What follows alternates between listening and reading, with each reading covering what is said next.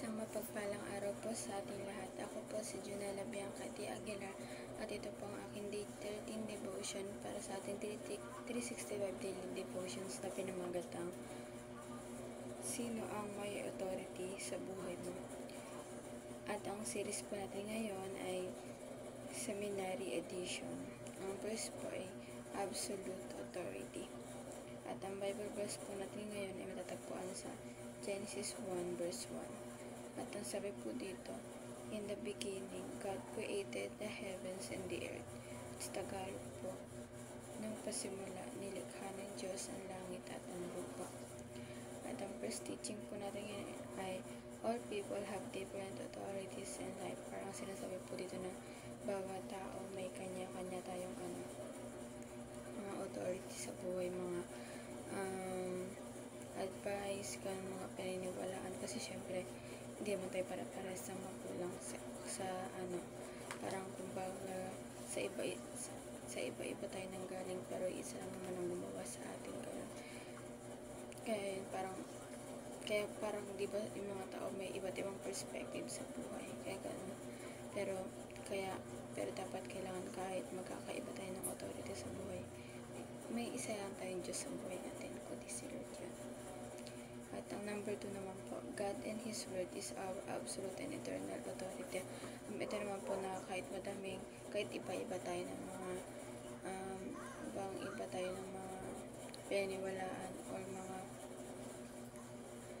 mga natatanggap ng mga advice sa buhay, pero isa lang sa bandang uli, isa lang yung yung authority natin ay yung eternal authority natin na kay Lord, yung salita niya. At ang number 3 naman po, we shape our lives and decision based on God's absolute authority. Parang inuhubog natin yung sarili natin at ang buhay natin, mga decision natin sa buhay based on God's authority. Parang kailangan natin yun, kasi kailangan natin siya sundan, diba? Kasi yun yung tama. Parang wala tayong guide, diba? Parang iba yung matatahak natin sa buhay, parang mali yung magagawa natin. Kaya kailangan hubugin natin yung ating buhay, sarili, na yung mga decision sa buhay maging basehan lang natin yung authority ni Lord. At ang first application naman po natin ay start this year with a commitment to study God's Word. Ito po, diba January 1 ngayon, unang araw ng bagong taon. Sabi po dito na start this year with a commitment to study God's Word. Parang ito pa yung magandang timing kasi first day siya ng first year. Maganda na ngayon pa lang, unang araw pa lang ng taon na hikayatin natin ating sarili, hindi lang ating sarili, pati mga nasa paligid natin na mag-commit tayo, pag-aralan natin yung mga salita ni Lord. At ang number 2 po, submit all things to God's Supreme Court. Isabi natin lahat ng mga bagay kay Lord na yun sa authority niya, Supreme Court ba, kumbaga hindi yung Supreme Court na nasa korte talaga literal, iba yung Supreme Court ni Lord. Kailangan doon natin siya i-submit, doon tayo sumunod, doon tayo mag-commit sa kanya.